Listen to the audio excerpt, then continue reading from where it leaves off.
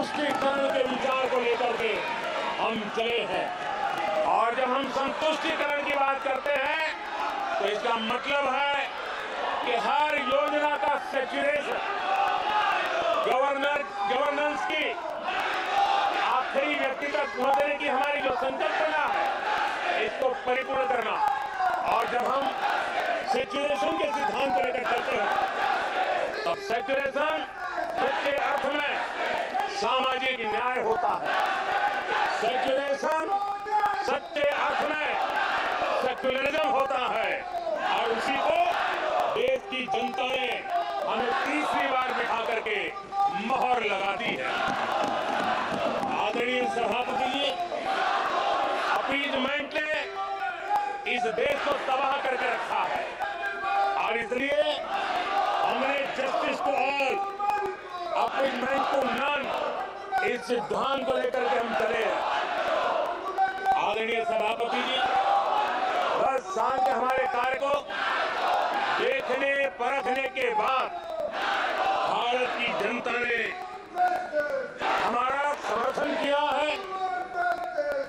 आदरणीय सभापति जी, हमें फिर एक बार 140 करोड़ देशवासियों की सेवा करने का मौका मिला है।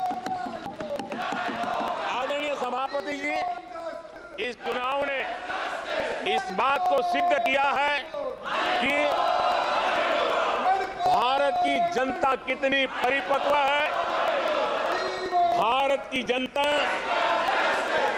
कितने विवेकपूर्ण रूप से और कितने उच्च आदर्शों को लेकर के अपने विवेक का सद्बुद्धि से उपयोग करती है। और उसी का नतीजा है कि आज तीसरी बार हम आपके सामने, देश की जनता के सामने नम्रतापूर्वक सेवा करने के लिए उपस्थित हुए हैं। आदरणीय सभापति जी, देश की जनता ने हमारी नीतियों को देखा है, हमारी नीयत, हमारी निष्ठा, उस पर देश की जनता ने भरोसा किया है। आदरणीय सभापति जी, इस चुनाव में हम जनता के बीच एक बड़े संकल्प के साथ देश की जनता के पास आशीर्वाद मांगने के लिए गए थे और हमने आशीर्वाद मांगा था विकसित भारत के हमारे संकल्प के लिए। हमने विकसित भारत के निर्माण के लिए एक प्रतिबद्धता के साथ, एक शुभनिष्ठा के साथ, जन सामान्य का कल्याण करने के इरादे से हम गए थे। जनता ने विकसित भारत के संकल्प को 4 चांद लगा करके हमें फिर से एक बार विजयी बना करके देश की जनता की सेवा करने का मौका दिया है। आदरणीय सभापति जी, जब देश विकसित होता है तब कोटि कोटि जनों के सपने पूरे होते हैं। देश जब विकसित होता है तब कोटि कोटि जनों के संकल्प सिद्ध होते हैं। आदरणीय सभापति जी, जब देश विकसित होता है तब आने वाली पीढ़ियों के लिए भी एक मजबूत नींव उनके सपनों को पूरा करने के लिए तैयार हो जाती है। आदरणीय सभापति जी, विकसित भारत का सीधा सीधा लाभ हमारे देश के नागरिकों की गरिमा, हमारे देश के नागरिकों के क्वालिटी ऑफ लाइफ में सुधार, ये स्वाभाविक हमें विकसित भारत होने से देश के कोटि कोटि जनों के भाग्य में आता है। आजादी के बाद मेरा देश का सामान्य नागरिक इन चीजों के लिए तरसता रहा है। आदरणीय सभापति जी, जब विकसित भारत होता है तब हमारे गांव की स्थिति, हमारे शहरों की स्थिति, उसमें भी बहुत बड़ा सुधार होता है। गांव के जीवन में गौरव भी होता है, गरिमा भी होती है और विकास के नए नए अवसर भी होते हैं।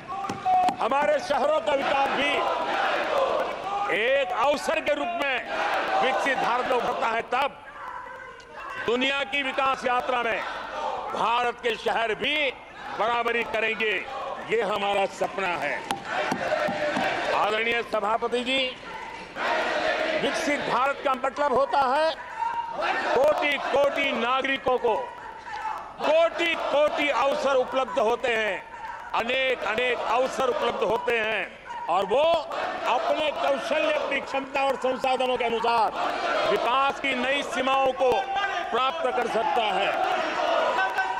आदरणीय सभापति जी, मैं आदरणीय सभापति जी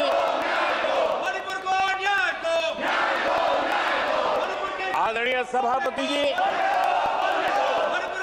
मैं आज आपके माध्यम से देशवासियों को विश्वास दिलाता हूं, मैं देशवासियों को विश्वास दिलाता हूं कि विकसित भारत के जिस संकल्प को लेकर के हम चले हैं, उस संकल्प की पूर्ति के लिए हम भरसक प्रयास करेंगे, पूरी निष्ठा से करेंगे, पूरी ईमानदारी से करेंगे, और हमारा समय का पल पल और हमारे शरीर का कण कण हम देशवासियों को विकसित भारत के सपने को पूरा करने के लगाएंगे। हमने देश की जनता को कहा था 24/7 और 2047। आज मैं इस सदन में ही दोहराता हूं कि हम उस काम को अवश्य पूरा करेंगे।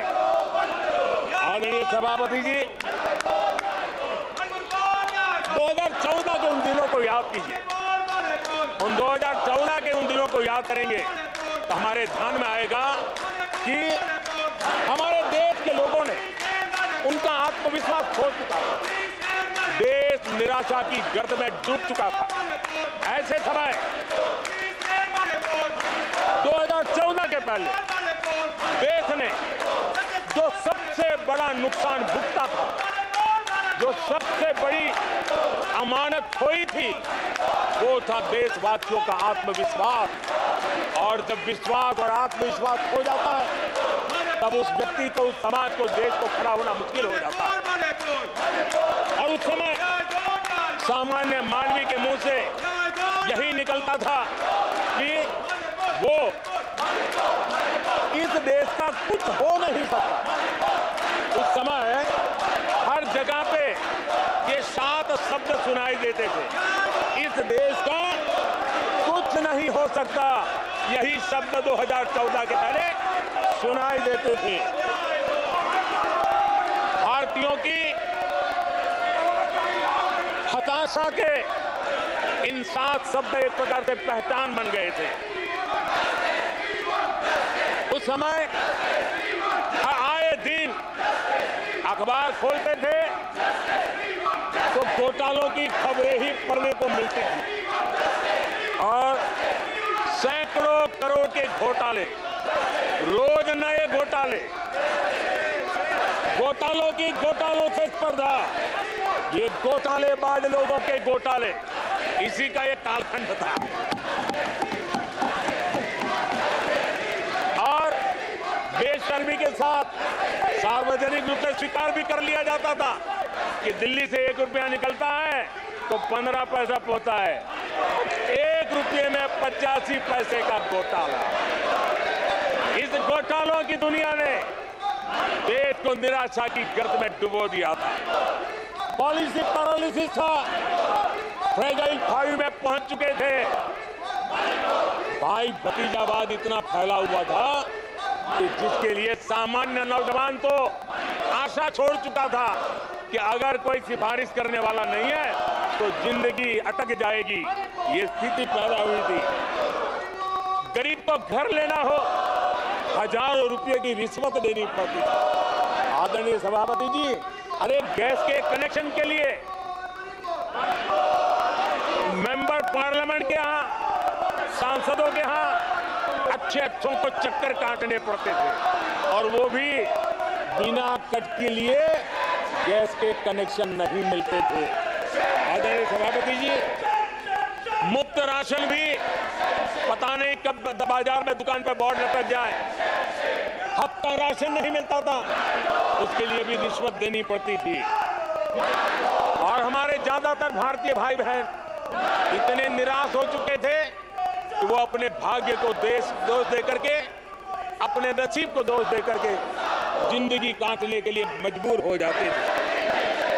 आदरणीय सभापति जी, वो एक वक्त था 2014 के पहले, जब वो 7 शब्द हिंदुस्तान के जन मन में स्थिर हो चुके थे, निराशा की गर्त में डूबा हुआ समाज था। तब देश की जनता ने हमें सेवा करने के लिए चुना और वो पल देश के परिवर्तित युग का प्रारंभ हो चुका था। और 10 साल में मैं कहूंगा मेरी सरकार की अनेक सफलताएं हैं, अनेक सिद्धियां हैं, लेकिन एक सिद्धि जिसने हर सिद्धियों में भी जोर भर दिया, ताकत भर दी, वो थी देश निराशा की गर्त में से निकल करके आशा और विश्वास के साथ खड़ा हो गया। देश में आत्मविश्वास बुलंदी पर पहुंचा और उसके कारण वो सब वक्त का जो शब्द थे देश की युवा पीढ़ी के दिल से निकलने लगे। धीरे धीरे देश के मन में स्थिर हो गया। जो 2014 से पहले कहते थे कुछ नहीं हो सकता, वो कहने लगे तब इस देश में सब कुछ हो सकता है, इस देश में सब कुछ संभव है।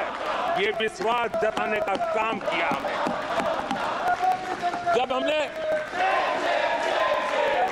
सबसे पहले तेज 5G रोल आउट हमने दिखाया, आज देश कहने लगा तीव्र गति से 5G का रोल आउट होना, देश गौरव से कहने लगा भारत कुछ भी कर सकता है। आदरणीय सभापति जी, वो एक जमाना था जब कोयले घोटाले में बड़ों के हाथ काले हो चुके थे। आज कोयले का सर्वाधिक उत्पाद, सर्वाधिक प्रोडक्शन, आज कोल प्रोडक्शन के विक्रम हुए हैं और इसी के कारण देश अब कहने लगा है अब भारत कुछ भी कर सकता है। आदरणीय सभापति जी, वो एक समय था 2014 के पहले जब फोन बैंकिंग करके बड़े बड़े बैंक घोटाले किए जा रहे थे।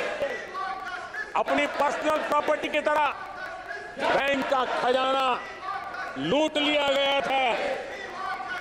आदरणीय सभापति जी, 2014 के बाद नीतियों में परिवर्तन, निर्णयों में गति, निष्ठा, प्रामाणिकता की, और उसी का परिणाम है दुनिया की अच्छी बैंकों में आज भारत की बैंकों का स्थान बन गया। आज भारत की बैंक सर्वाधिक मुनाफा करने वाली बैंक बन गई और लोगों की सेवा करने के लिए गए। आदरणीय सभापति जी, 2014 के पहले वो भी एक वक्त था कि जब आतंकी आकर के जी चाहे वहां, जब चाहे वहां हमला कर सकते थे। 2014 के बाद स्थिति ये बनी कि जब उस समय 14 के पहले निर्दोष लोग मारे जाते थे, हिंदुस्तान के कोने कोने को टारगेट किया जाता था और सरकारें चुपचाप बैठी रहती थी, मुंह तक खोलने को तैयार नहीं थी। आज 2014 के बाद का हिंदुस्तान घर में घुसकर मारता है, सर्जिकल स्ट्राइक करता है, एयर स्ट्राइक करता है और आतंकवाद के आकाओं को भी सबक सिखाने का सामर्थ्य दिखा दिया है। आज आदरणीय सभापति जी, देश का एक एक नागरिक जानता है कि अपनी सुरक्षा के लिए भारत कुछ भी कर सकता है। आदरणीय सभापति जी, आर्टिकल 370 इसकी पूजा करने के वाले लोगों ने वोट बैंक की राजनीति का हथियार बनाने वालों ने 370 को उसने जम्मू कश्मीर का जो हालात कर दिए थे, वहां के लोगों के अधिकार छीन लिए थे। भारत का संविधान जम्मू की कश्मीर की सीमा में प्रवेश नहीं कर सकता था और यहां संविधान सर पर रख करके नाचने वाले लोग संविधान को जम्मू कश्मीर में लागू करने का हौसला नहीं रखते। बाबा साहब अम्बेडकर का अपमान किया करते थे और 370 का वो जमाना था, सेनाओं पर पत्थर चलते थे और लोग निराशा में डूब करके कहते थे अब तो जम्मू कश्मीर में कोई हो नहीं सकता है। आज आर्टिकल 370 की दीवार गिरी, पत्थरबाजी बंद है, लोकतंत्र मजबूत है और लोग बढ़ चढ़ करके भारत के संविधान में भरोसा करते हुए, भारत के तिरंगे झंडे पर भरोसा करते हुए, भारत के लोकतंत्र में भरोसा करते हुए बढ़ चढ़ करके मतदान करने के लिए आगे आ रहे हैं। ये साफ साफ दिखाई देता है। आदरणीय सभापति जी, 140 करोड़ देशवासियों में ये विश्वास पैदा होना, ये उम्मीद और जब विश्वास जगता है तो विकास का वो ड्राइविंग फोर्स बन जाता है। इस विश्वास ने विकास का ड्राइविंग फोर्स का काम किया है। आदरणीय सभापति जी, ये विश्वास विकसित भारत संकल्प से सिद्धि का विश्वास है। आदरणीय सभापति जी, जब आजादी का जंग चल रहा था और जो भाव देश में था, जो जोश था, उत्साह था, उमंग था, जो विश्वास था कि आजादी लेके रहेंगे, आज देश के कोटि कोटि जनों में वो विश्वास पैदा हुआ है, जिस विश्वास के कारण आज विकसित भारत होना एक प्रकार से उसकी मजबूत नींव इस चुनाव में शिलान्यास हो चुका है। जो ललक आजादी के आंदोलन में थी, वही ललक विकसित भारत के इस सपने को साकार करने में है। आदरणीय सभापति जी, आज भारत के लक्ष्य बहुत विराट है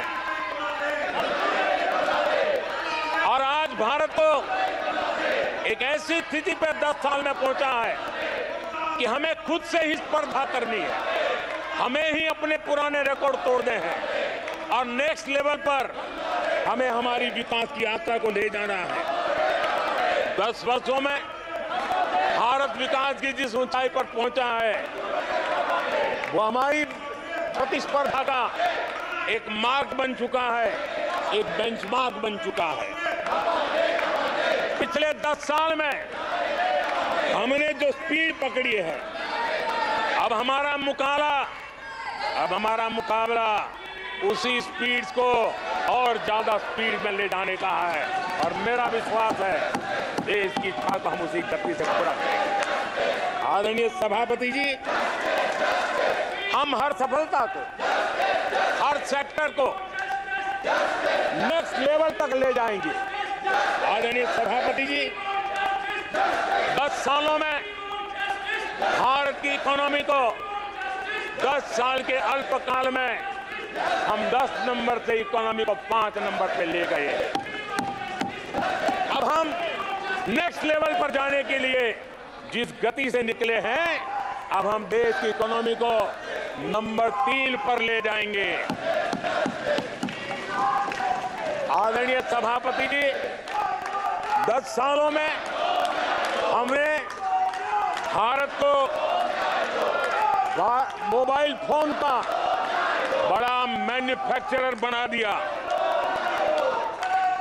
भारत को मोबाइल फोन का बड़ा एक्सपोर्टर बना दिया, अब यही काम इस हमारे टेन्योर में सेमीकंडक्टर और अन्य सेक्टर्स में हम करने जा रहे हैं। दुनिया के महत्वपूर्ण कामों में जो चिप्स काम में आएगी, वो चिप्स मेरे भारत की मिट्टी में तैयार हुई होगी।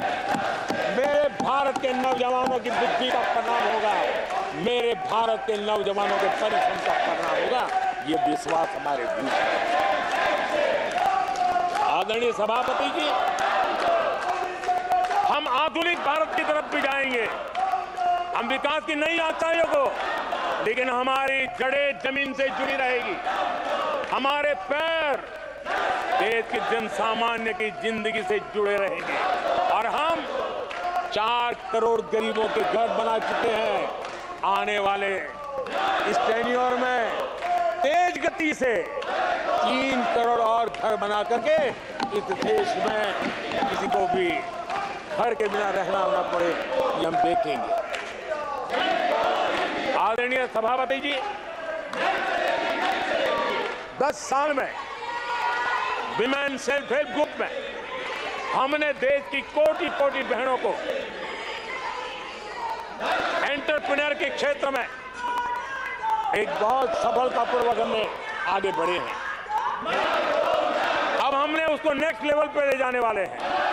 अब हमारे विमेन सेल्फ हेल्प ग्रुप में जो बहनें काम कर रही हैं, उनकी आर्थिक गतिविधि इतनी बढ़ाना चाहते हैं, उसका इतना विस्तार करना चाहते हैं कि हम बहुत कम समय में 3 करोड़ ऐसी बहनों को लखपति दीदी बनाने का संकल्प लेकर के चलने वाले।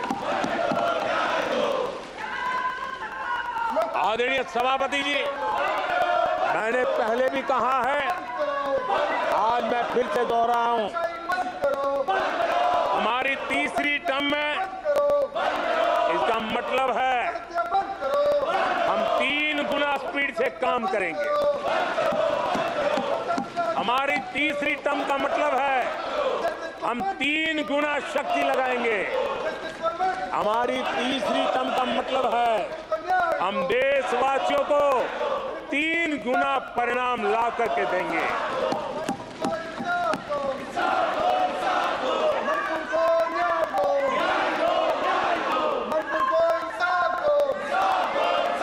अपने सदस्यगणों, नेता प्रतिपक्ष माने से मेरे सबको मौका दिया। आपने 90 मिनट बोला, ये संसद में तरीका ठीक नहीं है। मैं आग्रह करूंगा, आप इस तरीके से संसद की मर्यादाओं को बनाए उचित नहीं है। आप जाइए बेंच में से, बैठिए। आपको पर्याप्त समय, पर्याप्त अवसर दिया, आपको 90 मिनट बोलने दिया और समय पूरा दिया। आपकी सभी सदस्यों को बोलने का अवसर दिया, लेकिन आप जब सदन के नेता बोलते हैं, जिस तरीके का व्यवहार करते हैं, यह संसदीय परंपराओं के अनुरूप नहीं है। और ये इतनी बड़ी पार्टी जो लेकर आप चल रहे हो, उसकी परंपराओं के अनुरूप भी नहीं है। ये 5 साल ऐसे चलने वाला नहीं है। माननीय प्रधानमंत्री जी। आदरणीय सभापति जी,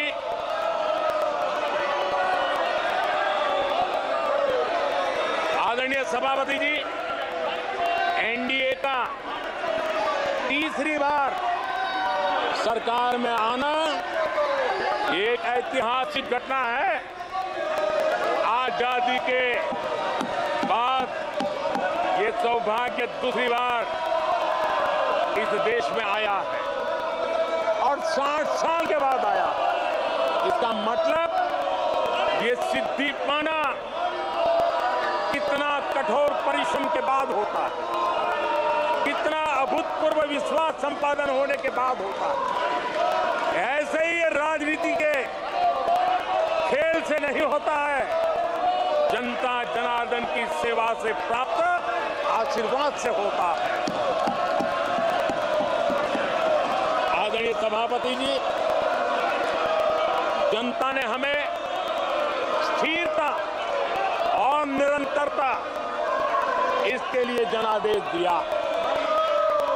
लोकसभा चुनाव के साथ ही आदरणीय सभापति जी, लोगों की नजर से यह चीजें जरा ओझल हो गई। लोकसभा के चुनाव के साथ साथ हमारे देश में 4 राज्यों के बीच चुनाव हुए और आदरणीय सभापति जी, इन चारों ही राज्यों में एनडीए ने अभूतपूर्व सफलता प्राप्त की है। अभूतपूर्व सफलता प्राप्त की। हमने शानदार विजय प्राप्त की। महाप्रभु जगन्नाथ जी की धरती उड़ीसा ने हमें भरपूर आशीर्वाद दिया है। आदरणीय सभापति जी, आंध्र प्रदेश एनडीए ने क्लीन स्वीप किया है। सूक्ष्म दर्शक यंत्र में भी ये नजर नहीं आते हैं। आदरणीय सभापति जी, अरुणाचल प्रदेश हम फिर एक बार सरकार बनाई है। सिक्किम में एनडीए ने फिर एक बार सरकार बनाई है। अभी 6 महीने पहले ही आदरणीय सभापति जी, आपका होम स्टेट राजस्थान, मध्य प्रदेश और छत्तीसगढ़ में हमने प्रचंड विजय पाया है। आदरणीय सभापति जी, हमें नए नए क्षेत्रों में जनता का प्यार मिल रहा है, जनता का आशीर्वाद मिल रहा है। आदरणीय सभापति जी,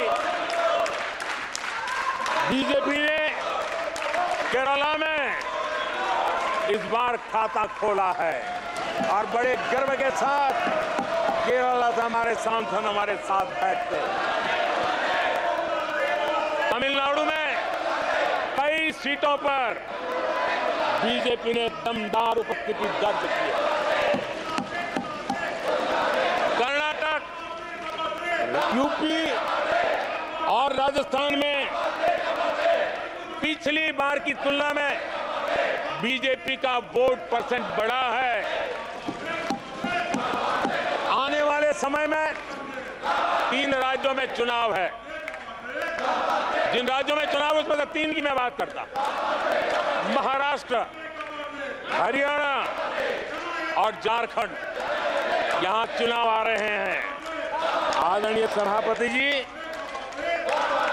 पिछली विधानसभा में इन 3 राज्यों में हमें जितने वोट मिले थे, इस लोकसभा चुनाव में इन 3 राज्यों में उससे भी ज्यादा वोट मिले हैं। आदरणीय सभापति जी, पंजाब में भी हमारा अभूतपूर्व प्रदर्शन रहा है और हमें बढ़त मिली है। जनता जनार्दन का भरपूर आशीर्वाद हमारे साथ है।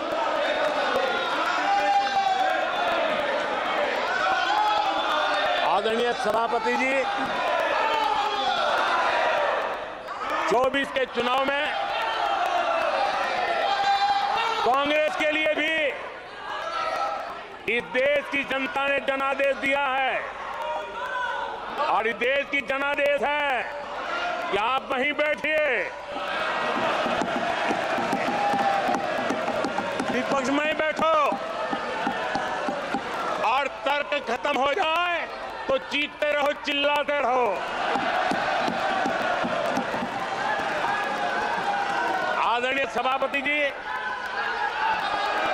कांग्रेस के इतिहास का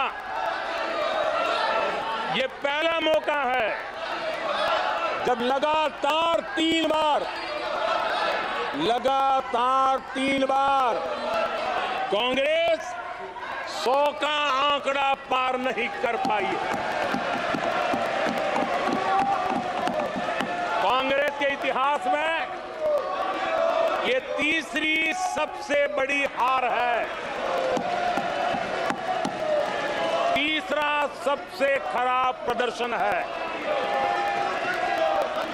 अच्छा होता कांग्रेस अपनी हार स्वीकार करती, जनता जनार्दन के आदेश को सर आंखों पर चढ़ाती, आत्ममंथन करती, लेकिन ये तो कुछ शीर्षासन करने में लगे हुए हैं।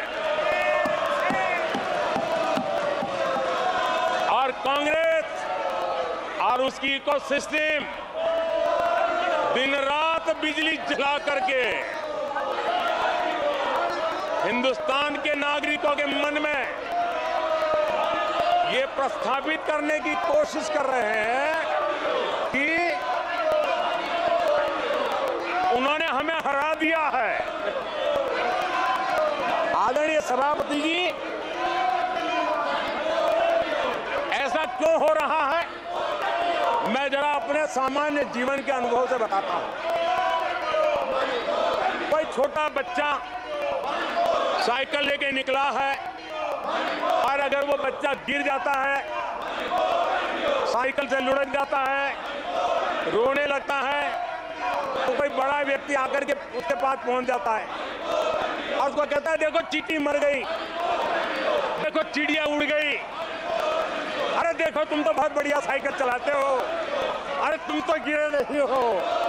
ऐसा करके उसका जरा मन ठीक करने के लिए प्रयास करते हैं, उसका ध्यान भटका करके उस बच्चे का मन बहला देते हैं। तो आजकल बच्चे का मन बहलाने का काम चल रहा है।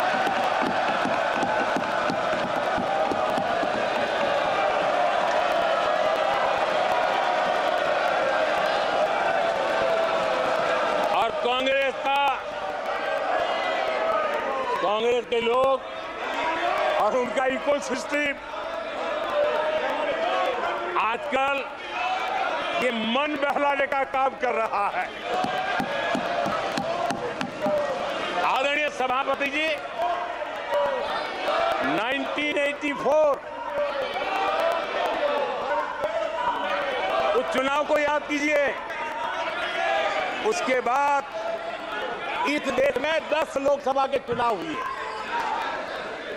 10 लोकसभा के चुनाव हुए। 84 के बाद 10-10 लोकसभा के चुनाव होने के बावजूद भी कांग्रेस 250 के आंकड़े को छू नहीं पाई है।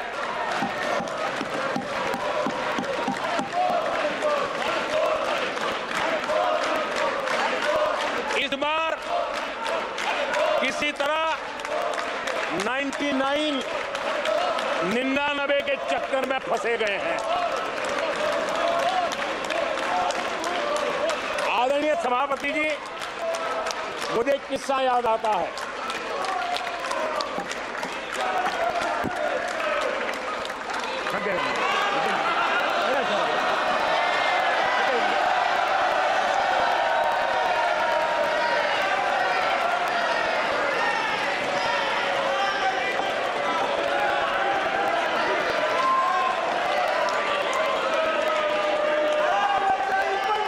आदरणीय सभापति जी,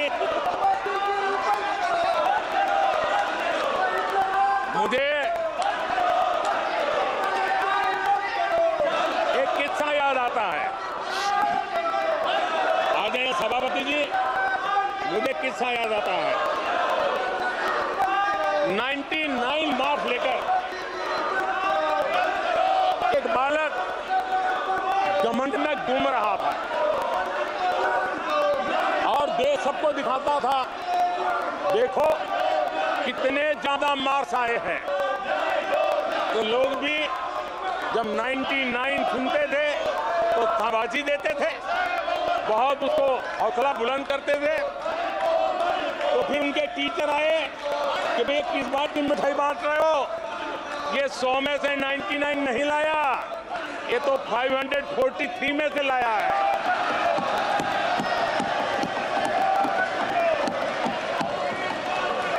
अब उस बालक बुद्धि को कौन समझाए कि तुमने फेल होने का वर्ल्ड रिकॉर्ड बना दिया है।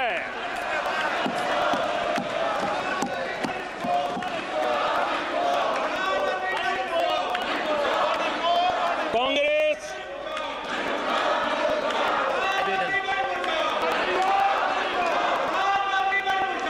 आदरणीय सभापति जी,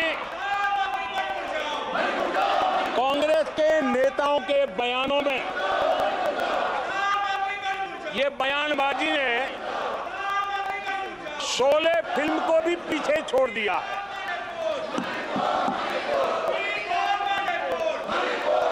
आप सबको मौसी जी याद होगी।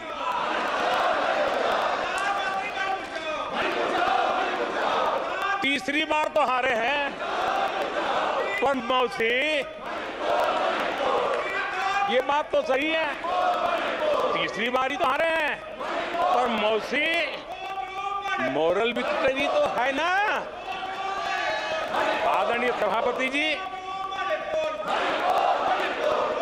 13 राज्यों में 0 सीटें आई हैं। अरे मौसी, 13 राज्यों में 0 सीटें आई हैं, पर हीरो तो है ना। आदरणीय सभापति जी, अरे पार्टी की लुटिया तो दुबई है। अरे मौसी, पार्टी अभी भी सांसें तो ले रही है।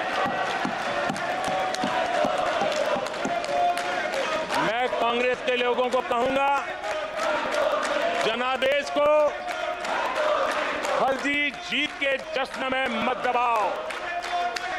जनादेश को फर्जी जीत के नशे में मत दबाओ, उस जश्न में मत दबाओ। ईमानदारी से देशवासियों के जनादेश को जरा समझने की कोशिश करो, उसे स्वीकार करो।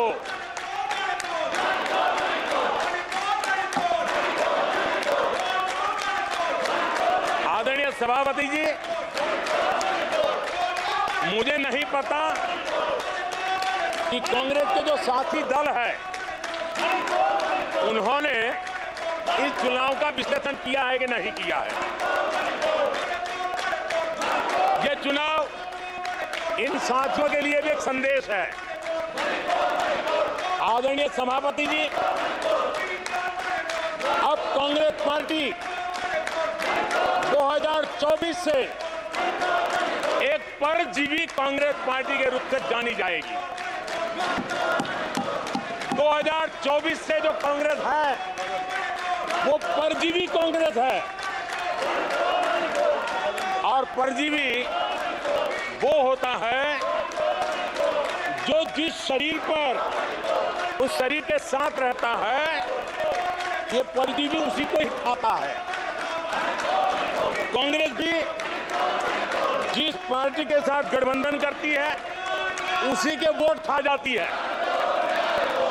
और अपनी सहयोगी पार्टी की कीमत पर वो फलती फूलती है। और इसलिए कांग्रेस परजीवी कांग्रेस बन चुकी है। मैं जब परजीवी कह रहा हूं तो तथ्यों के आधार पर कह रहा हूं। आदरणीय सभापति जी, मैं कुछ आंकड़े आपके माध्यम से सदन को और इस सदन के माध्यम से देश के सामने रखना चाहता हूं। जहां जहां भाजपा और कांग्रेस का सीधा मुकाबला था, या जहां कांग्रेस मेजर पार्टी थी और साथी के पास 1, 2, 3 सीटें थी, वहां कांग्रेस का स्ट्राइक रेट सिर्फ और सिर्फ 26% है, 26% है। लेकिन जहां किसी का पल्लू पकड़ करके चलते थे, जहां वो जूनियर पार्टनर थे, किसी दल ने उनको कुछ दे दिया मौका, ऐसे राज्यों में कांग्रेस जहां जूनियर पार्टनर थी, उनका स्ट्राइक रेट 50% है। और कांग्रेस की 99 सीटों में से ज्यादातर सीटें उनके सहयोगियों ने उनको जिताया है। और इसलिए मैं कहता हूं ये परजीवी कांग्रेस है। 16 राज्यों में जहां कांग्रेस अकेले लड़ी, वहां उसका वोट शेयर इस चुनाव में गिर चुका है। आदरणीय सभापति जी, गुजरात, छत्तीसगढ़ और मध्य प्रदेश इन 3 राज्यों में जहां कांग्रेस अपने दम पर लड़ी और 64 में से 64 में से सिर्फ 2 सीट जीत पाई है, 64 में से 2।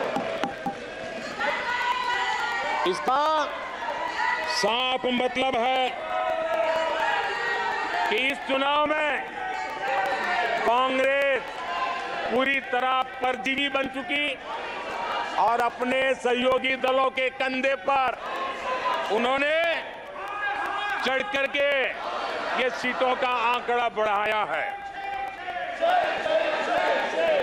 अगर कांग्रेस ने अपने सहयोगियों के जो वोट खाए हैं वो अगर न खाए होते तो लोकसभा में उनके लिए इतनी सीटें जीत पाना भी बहुत मुश्किल था।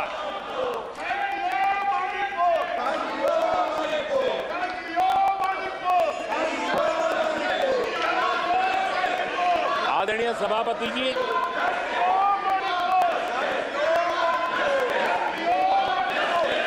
ऐसे समय एक अवसर आया, देश ने विकास के रास्ते को चुना है, देश ने विकसित भारत के सपने को साकार करने का मन बना लिया है।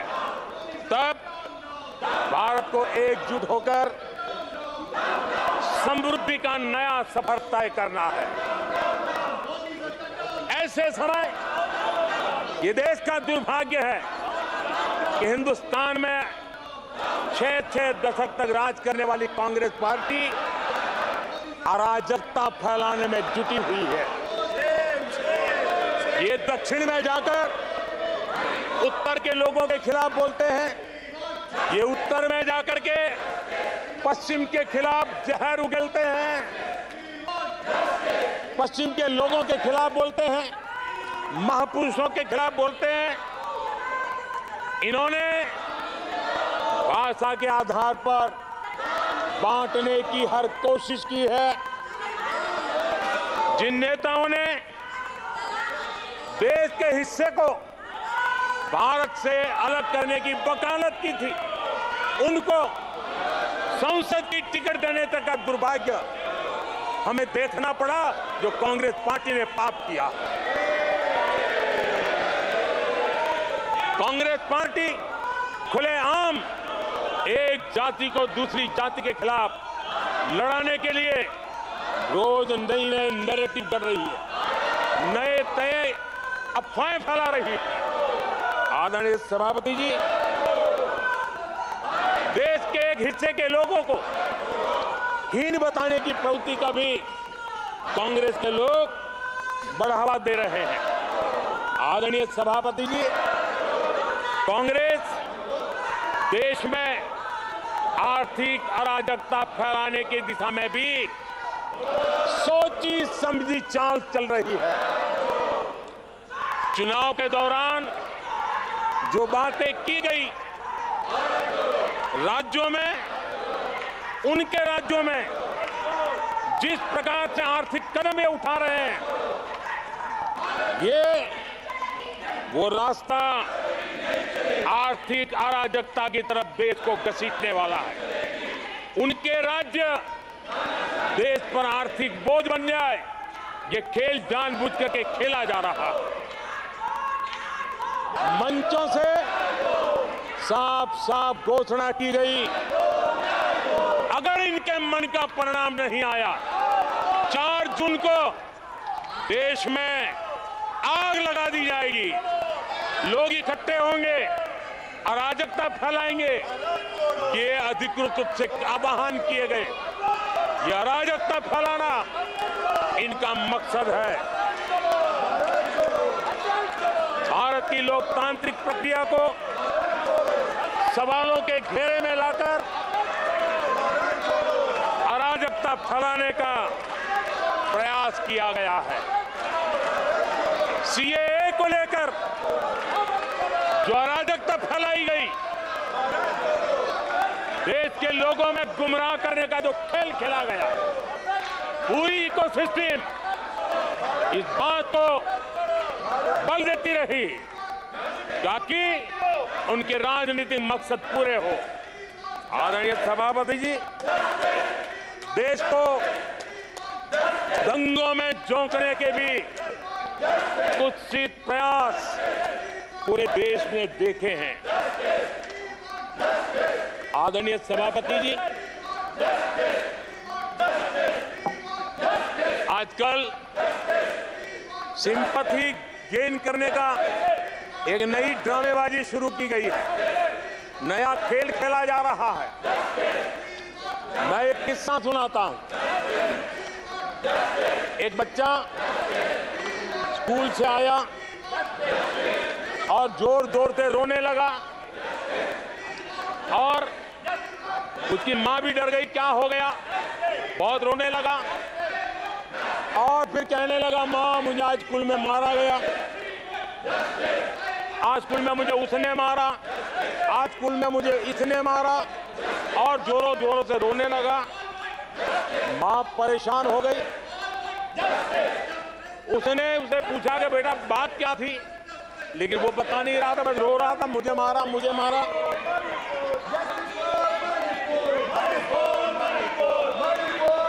बच्चा ये नहीं बता रहा था कि आज स्कूल में उस बच्चे ने किसी बच्चे को मां की गाली दी थी। उसने ये नहीं बताया किसी बच्चे की किताबें उसने फाड़ दी थी। उसने ये नहीं बताया कि उसने टीचर को चोर कहा था। उसने ये नहीं बताया कि किसी का टिफिन चुरा करके खा गया था। हमने कल सदन में यही बचकाना हरकत देखी है। कल यहां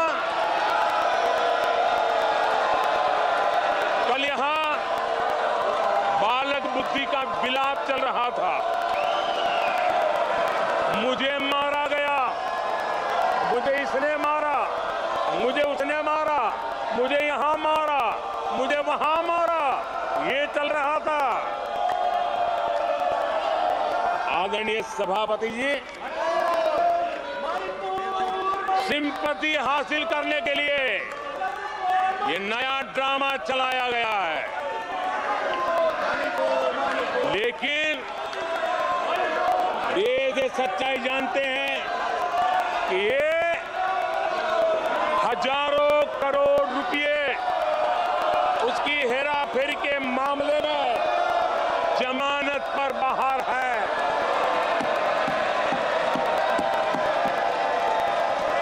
ये ओबीसी वर्ग के लोगों को चोर बताने के मामले में सजा पा चुके हैं।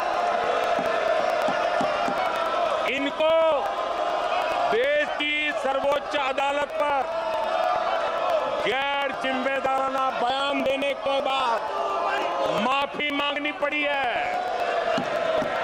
इन पर महान स्वतंत्रता सेनानी वीर सावरकर जैसे महान व्यक्तित्व का अपमान करने का मुकदमा है।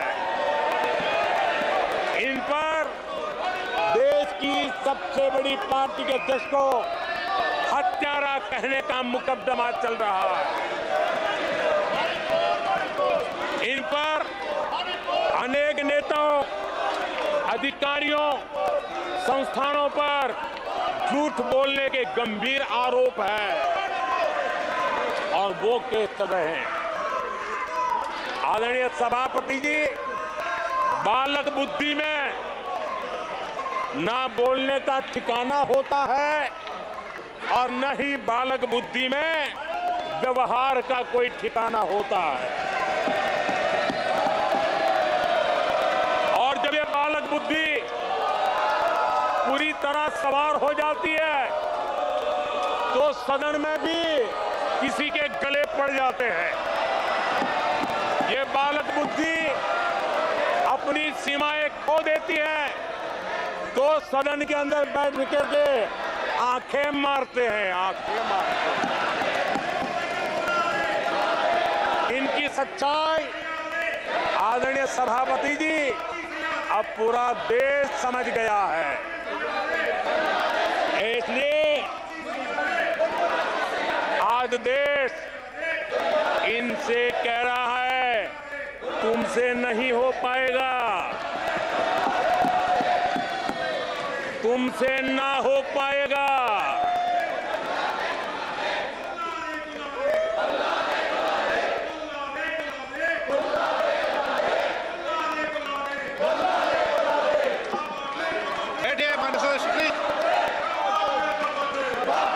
ये तरीका आदरणीय अध्यक्ष जी, तुलसीदास जी कह गए हैं, अखिलेश जी, तुलसीदास जी कह गए हैं, जूठई लेना जूठई देना, जूठई भोजन जूठई चबेना। तुलसीदास जी ने कहा है जूठई लेना जूठई देना, जूठई भोजन जूठई चबेना। कांग्रेस ने झूठ को राजनीति का हथियार बनाया। कांग्रेस के मुंह झूठ लग गया है, जैसे वो आदमखोर एनिमल होता है ना, जिसको लहू मुंह पे लग जाता है, कैसे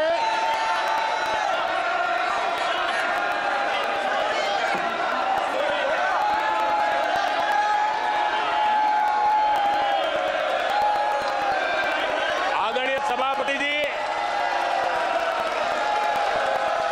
कांग्रेस के मुंह झूठ का खून लग गया है। देश ने कल 1 जुलाई को खटाखट दिवस भी मनाया है। 1 जुलाई को लोग अपने बैंक अकाउंट चेक कर रहे थे कि 8,500 रुपए आए कि नहीं आए। ये झूठ नैरेटिव का परिणाम देखिए। इसी चुनाव में कांग्रेस ने देशवासियों को गुमराह किया। माताओं बहनों को हर महीने 8,500 रुपये देने का झूठ। इन माताओं के बहनों के दिलों को जो चोट लगी है ना, वो श्राप बन करके ये कांग्रेस को तबाह करने वाली है। आदरणीय सभापति जी, ईवीएम को लेकर झूठ, संविधान को लेकर झूठ, आरक्षण को लेकर झूठ, उससे पहले राफेल को लेकर झूठ, HAL को लेकर के झूठ, LIC को लेकर के झूठ, बैंकों को लेकर झूठ, कर्मचारियों को भी भड़काने के प्रयास हुए। हौसला तो इतना बढ़ गया कि कल सदन को भी गुमराह करने का प्रयास हुआ। कल अग्निवीर को लेकर सदन में झूठ बोला गया।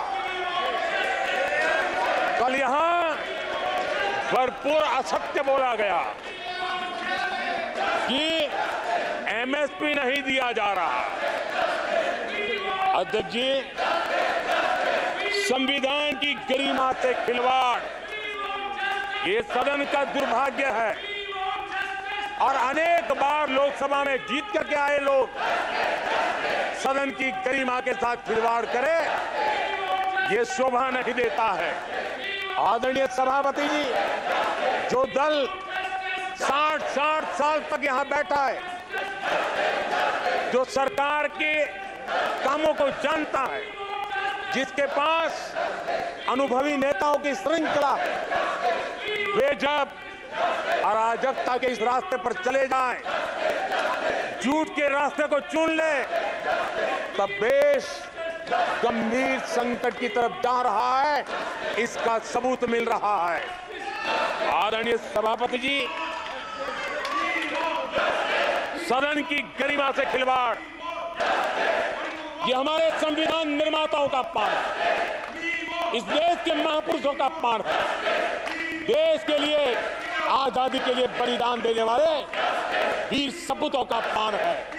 और इसलिए आदरणीय सभापति जी, मैं जानता हूं आप बहुत सहृदयी हैं, आप उदार मन के मालिक हैं, आप संकट के समय भी हल्की फुल्की मीठी मुस्कान के साथ चीजों को झेल लेते हैं। लेकिन आदरणीय सभापति जी, अब जो हो रहा है, कल जो हुआ है, वो गंभीरता से लिए बिना संसदीय लोकतंत्र को हम रक्षित नहीं कर पाएंगे। आदरणीय सभापति जी, इन हरकतों को बालक बुद्धि कह करके, बालक बुद्धि मान करके हम नजरअंदाज नहीं करना चाहिए, कतई नजरअंदाज नहीं करना चाहिए। और मैं इसलिए कह रहा हूं कि इसके पीछे इरादे नेक नहीं है, इरादे गंभीर खतरे के हैं। और मैं देशवासियों को भी जगाना चाहता हूं। आदरणीय सभापति जी, इन लोगों का झूठ हमारे देश के नागरिकों की विवेक बुद्धि पर आशंका व्यक्त करता है। उनका झूठ देश के सामान्य विवेक बुद्धि पर एक तमाचा मारने की निर्लज्ज हरकत है। आदरणीय सभापति जी, ये हरकतें देश की महान परंपराओं पर तमाचा है। आदरणीय सभापति जी, इस सदन की गरिमा बचाने का बहुत बड़ी जिम्मेदारी आप पर है। सदन में शुरू हुई झूठ की परंपरा पर कठोर कार्रवाई करेंगे, ये देशवासियों की भी और इस सदन की भी अपेक्षा है। आदरणीय सभापति जी, कांग्रेस ने संविधान और आरक्षण पर भी हमेशा झूठ बोला। आज मैं 140 करोड़ देशवासियों के सामने सच्चाई रखना चाहता हूं, बड़ी नम्रता पूर्वक रखना चाहता हूं। देशवासियों ने भी इस सत्य को जानना बहुत जरूरी है। आदरणीय सभापति जी, आपातकाल इमरजेंसी का 50वां वर्ष है। इमरजेंसी सिर पर सिर्फ सत्ता के लोभ के खातिर, तानाशाही मानसिकता के कारण देश पर थोपा गया तानाशाही शासन था। और कांग्रेस क्रूरता की सभी हदें पार कर चुकी। उसने अपने ही देशवासियों पर क्रूरता का पंजा फैलाया था और देश के ताने बाने को छिन्न विच्छिन्न करने का पाप किया। आदरणीय सभापति जी, सरकारों को गिराना, मीडिया को दबाना, हर करना में संविधान की भावना के खिलाफ, संविधान की धाराओं के खिलाफ, संविधान के एक एक शब्द के खिलाफ। ये वो लोग हैं जिन्होंने प्रारंभ से देश के दलितों के साथ, देश के पिछड़ों के साथ घोर अन्याय किया है।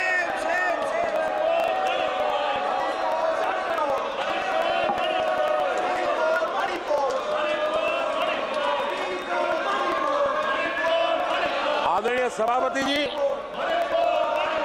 और इसी कारण से बाबा साहब आंबेडकर ने कांग्रेस की दलित विरोधी, पिछड़े विरोधी मानसिकता के कारण नेहरू जी की कैबिनेट से इस्तीफा दिया था। उन्होंने पर्दाफाश किया था कि कैसे नेहरू जी ने दलितों पिछड़ों के साथ अन्याय किया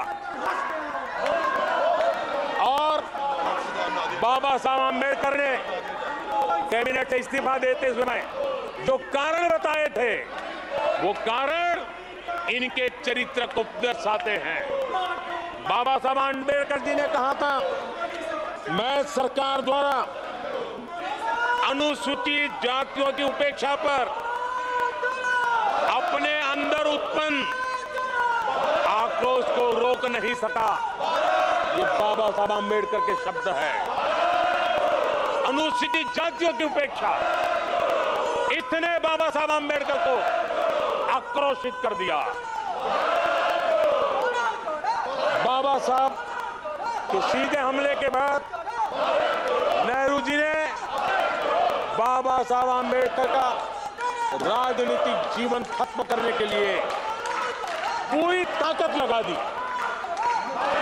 आदरणीय सभापति जी, पहले षड्यंत्र पूर्वक बाबा साहब आंबेडकर को चुनाव में हरवाया गया। आदरणीय सभापति जी, हराया इतना ही नहीं, उन्होंने बाबा साहब आंबेडकर के इस पराजय की उसका जश्न मनाया, खुशी मनाई और खुशी उन्होंने व्यक्त की। आदरणीय सभापति जी, एक पत्र में यह लिखित है इस खुशी का। आदरणीय सभापति जी, बाबा साहब की तरह ही दलित नेता बाबू जगजीवन राम जी को भी उनका हक नहीं दिया गया। इमरजेंसी के बाद जगजीवन राम जी का पीएम बनने की संभावना थी। इंदिरा गांधी जी ने पक्का किया कि जगजीवन राम जी किसी भी हालत में पीएम न बने और एक किताब में लिखा गया है कि किसी भी कीमत पर जगजीवन राम प्रधानमंत्री नहीं बनने चाहिए। अगर बन गए तो वो हटेंगे नहीं जिंदगी भर। ये इंदिरा जी गांधी का कोट उस किताब में है। कांग्रेस ने चौधरी चरण सिंह जी के साथ भी यही व्यवहार किया, उनको भी नहीं छोड़ा था। पिछड़ों के नेता कांग्रेस पार्टी के अध्यक्ष बिहार के सपूत सीताराम केसरी के साथ भी अपमानित व्यवहार करने का पाप इसी कांग्रेस ने किया। आदरणीय सभापति जी, कांग्रेस पार्टी प्रारंभ से ही आरक्षण की घोर विरोधी रही है। नेहरू जी ने तो मुख्यमंत्रियों को चिट्ठी लिख करके साफ साफ शब्दों में आरक्षण का विरोध किया था। कांग्रेस के एक प्रधानमंत्री श्रीमती इंदिरा गांधी जी ने मंडल कमीशन का रिपोर्ट ठंडे बक्से में सालों तक दबाए रखा था। आदरणीय सभापति जी, कांग्रेस पार्टी के तीसरे प्रधानमंत्री श्रीमान राजीव गांधी, और जब विपक्ष में थे उनका सबसे लंबा भाषण आरक्षण के खिलाफ था।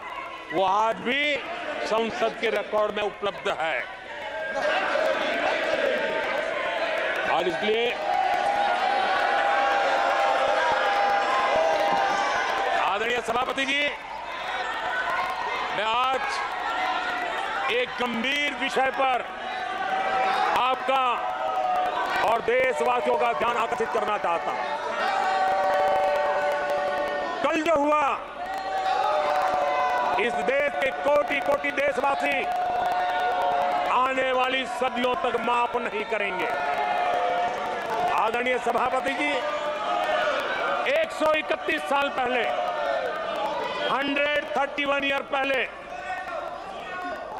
स्वामी विवेकानंद जी ने शिकागो में कहा था, मुझे गर्व है कि मैं उस धर्म से आता हूं जिसने पूरी दुनिया को सहिष्णुता और वैश्विक स्वीकृति सिखाई है। 131 साल पहले हिंदू धर्म के लिए विवेकानंद जी ने अमेरिका के शिकागो में दुनिया के दिग्गजों के सामने कहा था। आदरणीय सभापति जी, हिंदू सहनशील है, हिंदू अपनत्व को लेकर के जीने वाला समूह है। इसी कारण भारत का लोकतंत्र, भारत की इतनी विविधताएं, उसका वैविध्य की विराटता आज उसी के कारण पनपी है और पनप रही है। आदरणीय सभापति जी, गंभीर बात है कि आज हिंदुओं पर झूठा आरोप लगाने की साजिश हो रही है, गंभीर षड्यंत्र हो रहा है। आदरणीय सभापति जी,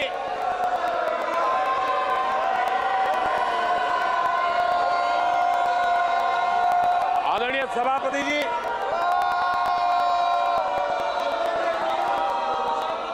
ये कहा गया हिंदू हिंसक होते हैं?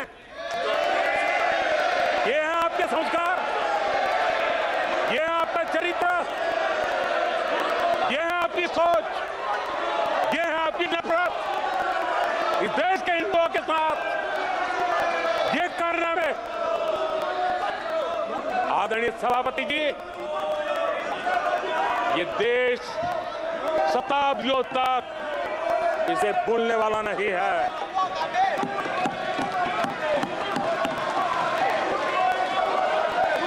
कुछ दिन पहले हिंदुओं में जो शक्ति की कल्पना है, उसके विनाश की घोषणा की गई थी। आप किस शक्ति की विनाश की बात करते हैं? ये देश सदियों से शक्ति का उपासक है। ये मेरा बंगाल मां दुर्गा की पूजा करता है, शक्ति की उपासना है। ये बंगाल मां काली की उपासना करता है, समर्पित भाव से करता है। आप उस शक्ति के विनाश की बातें करते हो। ये वो लोग हैं जिन्होंने हिंदू आतंकवाद ये शब्द गढ़ने की कोशिश की थी। इनके साथी हिंदू धर्म को, उसकी तुलना डेंगू, मलेरिया ऐसे शब्दों से करें और ये लोग तालियां बजाएं, ये देश कभी माफ नहीं करेगा। आदरणीय सभापति जी, एक सोची समझी रणनीति के तहत इनका पूरा इकोसिस्टम, हिंदू परंपरा, हिंदू समाज, इस देश की संस्कृति, देश की विरासत, इसको नीचा दिखाना, उसे गाली देना, उसे अपमानित करना, हिंदुओं का मजाक उड़ाना, इसे फैशन बना दिया है और उसको संरक्षण देने का काम अपने राजनीतिक स्वार्थ के लिए ऐसे तत्व कर रहे हैं। आदरणीय सभापति जी,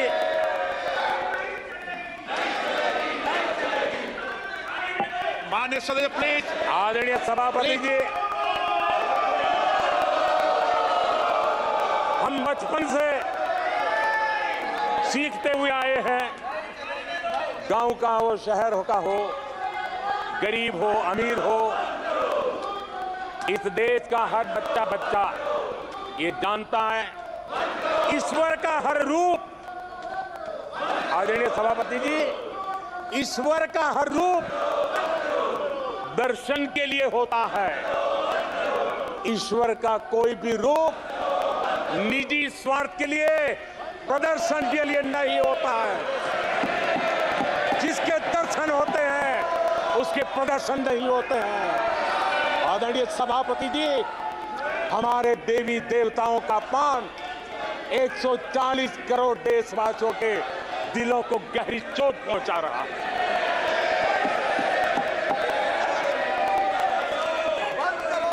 निजी राजनीतिक स्वार्थ के लिए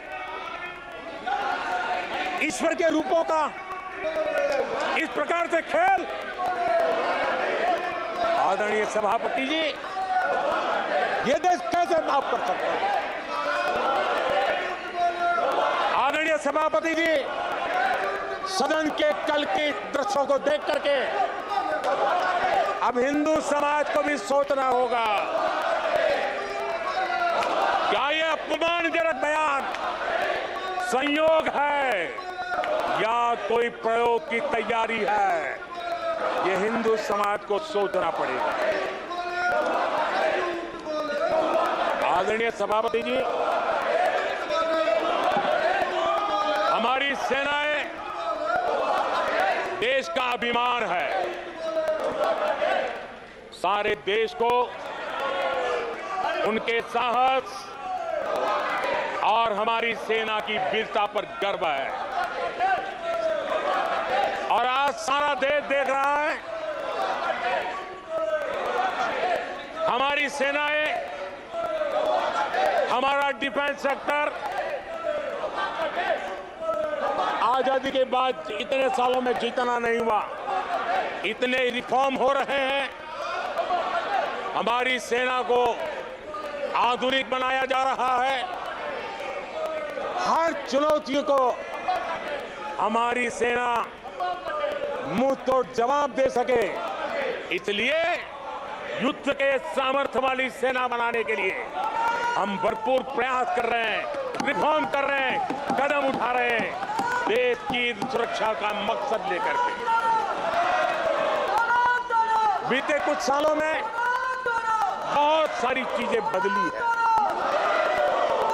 सीडीएस का पद बनने के बाद इंटीग्रेशन और सशक्त हुआ है।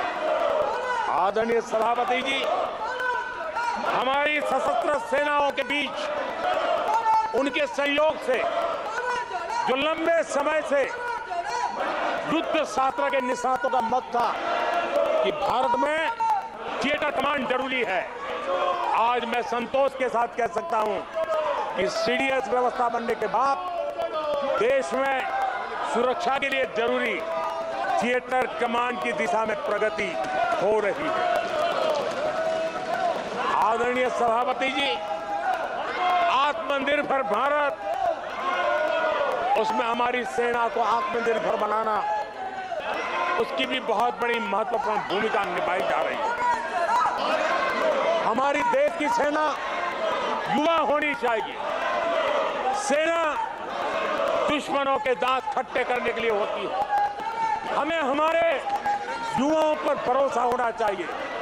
सेना में युवाओं की ताकत बढ़ानी चाहिए और इसलिए हम लगातार युद्ध योग्य सेना बनाने के लिए रिफॉर्म कर रहे हैं। समय पर रिफॉर्म न करने के कारण हमारी सेना का बहुत नुकसान हुआ है, लेकिन ये सार्वजनिक बातें कहने योग्य नहीं होने के कारण मैं मेरे मुंह को ताला लगा करके बैठा हूं। आदरणीय सभापति जी, देश की सुरक्षा एक गंभीर मसला होता है। आदरणीय सभापति जी, ऐसे रिफॉर्म का उद्देश्य किसी भी परिस्थिति में, अब युद्ध के रूप बदल रहे हैं, संसाधन बदल रहे हैं, शस्त्र बदल रहे हैं, टेक्निक बदल रही है, ऐसे में हमें हमारी सेनाओं को उसी चुनौतियों के अनुरूप कार्य करना ये बहुत बड़ी जिम्मेवारी होती है, जिसको निभाने के लिए गालियां खा करके भी, झूठे आरोप सह करके भी, मुंह पर ताला लगा करके हम काम कर रहे हैं। ऐसे समय देश की सेना को आधुनिक बनाना, सशक्त बनाने के ऐसे समय कांग्रेस क्या कर रही है? ये झूठ फैला रहे हैं। ये डिफेंस रिफॉर्म्स के प्रयासों को कमजोर करने का षड्यंत्र कर रहे हैं। आदरणीय सभापति जी,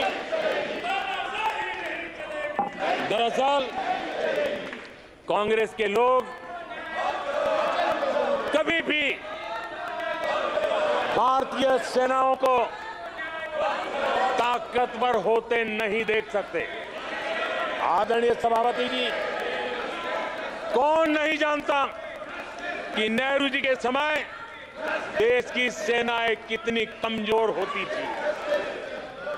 हमारी सेनाओं में कांग्रेस ने जो लाखों करोड़ों के घोटाले किए, वही तरीका था जिसने देश की सेना को कमजोर किया है। देश की सेनाओं को कमजोर किया। जल हो, थल हो, नभ हो, सेना की हर आवश्यकता में इन्होंने देश आजाद हुआ तब से भ्रष्टाचार की परंपरा बनाई। जीप घोटाला हो, पनडुब्बी घोटाला हो, बॉफोर्स घोटाला हो, इन सारे घोटालों ने देश की सेना की ताकत को बढ़ने से रोका है। वो भी एक वक्त था आदरणीय सभापति जी, कांग्रेस के जमाने में हमारी सेनाओं के पास बुलेट प्रूफ जैकेट भी नहीं हुआ करते थे।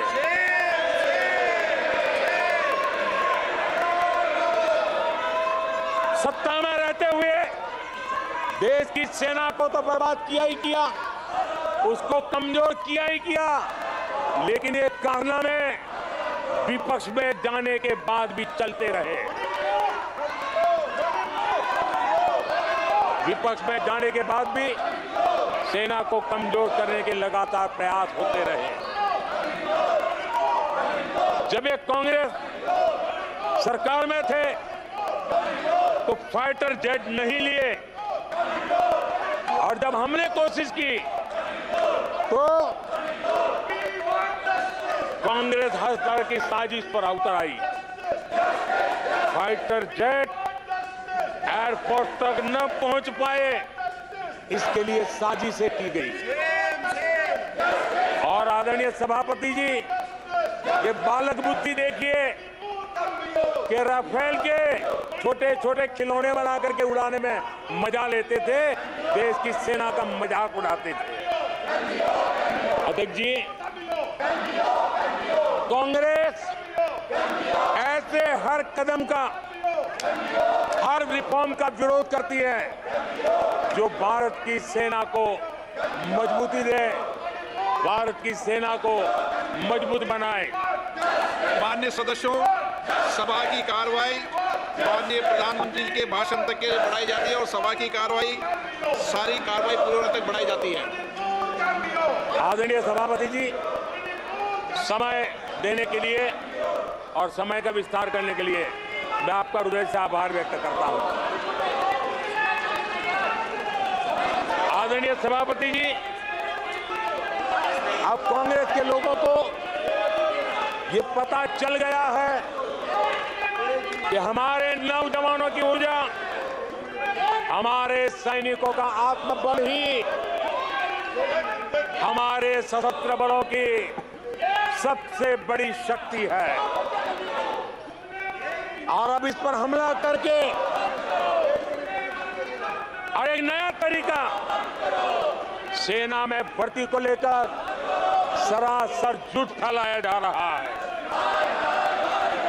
ताकि लोग, मेरे देश के नौजवान मेरे देश की रक्षा करने के लिए सेना में न जाए, उनको रोकने के लिए षड्यंत्र हो रहा है। आदरणीय सभापति जी, मैं इस सदन के माध्यम से जानना चाहता हूं, आखिर किसके लिए कांग्रेस हमारी सेनाओं को कमजोर करना चाहती है? किसके फायदे के लिए कांग्रेस वाले सेना के संबंध में इतना झूठ फैला रहे हैं। आदरणीय सभापति जी, वन रैंक वन पेंशन को लेकर के देश के शहीद जवानों को उनकी आंखों में धूल झोंकने का प्रयास किया गया। आदरणीय सभापति जी, हमारे देश में श्रीमती इंदिरा गांधी जी ने वन रैंक वन पेंशन की व्यवस्था को खत्म किया था। दशकों तक कांग्रेस ने वन रैंक वन पेंशन को लागू नहीं होने दिया और चुनाव जब आए तो 500 करोड़ रुपया दिखाकर निवृत्त सेना नायकों को मूर्ख बनाने की कोशिशें भी की गई, लेकिन उनका इरादा था हो सके उतना वन रैंक वन पेंशन को टालते रहना। एनडीए सरकार ने वन रैंक वन पेंशन लागू की और आदरणीय सभापति जी, भारत के पास संसाधन कितने ही सीमित क्यों न हो, लेकिन उसके बावजूद भी, कोरोना की कठिन लड़ाई के बावजूद भी 1,20,000 करोड़ रुपए हमारे पूर्व सैनिकों को वन रैंक वन पेंशन के रूप में दिए गए। सदस्य ये तरीका ठीक नहीं है। ये गलत तरीका। प्लीज माननीय सदस्य, ये तरीका ठीक नहीं है। आप संसदीय परंपराओं का पालन करें। आदरणीय सभापति जी, आदरणीय राष्ट्रपति महोदय ने अपने उद्घोषण में पेपर लीक पर भी चिंता जताई है। मैं भी देश के हर विद्यार्थी को, देश के हर नौजवानों को कहूंगा कि सरकार ऐसी घटनाओं को रोकने के लिए अत्यंत गंभीर है और युद्ध स्तर पर हम अपनी जिम्मेवारियों को पूरा करने के लिए एक के बाद एक कदम उठा रहे हैं। युवाओं के भविष्य के साथ खिलवाड़ करने वालों को कतई छोड़ा नहीं जाएगा। नीट के मामले में पूरे देश में लगातार गिरफ्तारियां की जा रही है। केंद्र सरकार पहले ही एक कड़ा कानून बना चुकी है। परीक्षा कराने वाले पूरे सिस्टम को पुख्ता करने के लिए जरूरी कदम उठाए जा रहे हैं। आदरणीय सभापति जी, एनडीए सरकार ने बीते 10 वर्षों में विकास को अपना सबसे बड़ा संकल्प बनाया है। आज हमारे सामने भारत को दुनिया की तीसरी सबसे बड़ी इकोनॉमी बनाने का संकल्प है। आज हमारे सामने आजादी के इतने सालों के बाद पीने का शुद्ध पानी पहुंचाने के लिए हर जल पहुंचाने का हमारा संकल्प है। आदरणीय सभापति जी, हर गरीब को आवास देना ये हमारा संकल्प है। आदरणीय सभापति जी, भारत की विश्व में जैसे जैसे ताकत उभर रही है, हमारी सेनाओं को भी आत्मनिर्भर बनाने का हमारा दृढ़ संकल्प है। आदरणीय सभापति जी, ये युग हरित युग है, ये युग ग्रीन एरा है और इसलिए दुनिया जो ग्लोबल वार्मिंग से लड़ाई लड़ रही है उसको एक बहुत बड़ी ताकत देने का काम भारत ने बीड़ा उठाया है। हमने रिन्यूएबल एनर्जी का भारत पावर हाउस बने, उस दिशा में एक ओके डॉक्टर।